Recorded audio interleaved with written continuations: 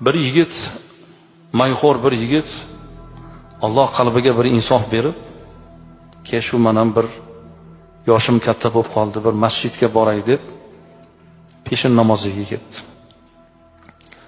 Namozga kelsa, farz namozida turganda telefonini o'chirish yodidan chiqibdi.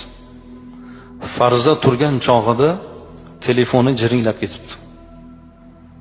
Namozdan keyin odamlar yopirilib kelib, haligi yigitning ustiga qanaqa odamsan, ahmoqmisan, jinnimisan, nega telefoningni o'chirmaysan, bunaqa qilsang nega namozga kelasan, nega halol berasan deb turib, 3-4tasi yopirilib kelib vajohat bilan yigitning ustiga kelib shu gapni gapiribdi. Qo'rqib ketibdi. Chunki u bilmay qoldi. Yodidan ko'tarildi o'chirish. O'zi birinchi kelishi ekan, Alloh bir tavfiq berib. Xafa bo'lib, to'g'ri qatnab yurgan qahvaxonasiga boribdi, mayxonasiga. Borib, quy debdi. Ko'tarib bittasini ichibdi.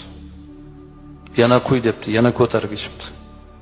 Uchinchisini quyib qo'ygan ekan, xayol og'ushida o'tirsa, qo'li stakonga tegib tushib ketibdi. Chil-parchin bo'lib yerga sinibdi.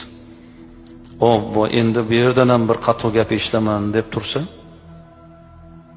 o'sha yerning egasi kelibdi-da, yelkasini silab, xijolat bo'lmang debdi. Haligini singaniga xijolat bo'lyapsizmi? 100tasi sinmaydimi debdi. Insonning qalbi sinmasin debdi. Qarangki, birgina o'sha yerdan shirin so'z topgan yigit yana o'sha ishni davom ettirib, o'sha yerni doimiy yana mijozga aylanibdi. Nega biz yaxshi so'z ayta olmaymiz? Bir-birimizga qo'pol gapiramiz.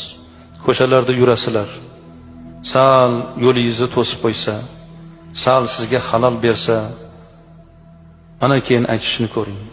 Oldingizni to'sib, nimalarnidir gapirib, nega musulmonlar bir-biriga yaxshi gap gapira olmaydi? Nega biz bir-birimizga shirin so'z ayta olmaymiz?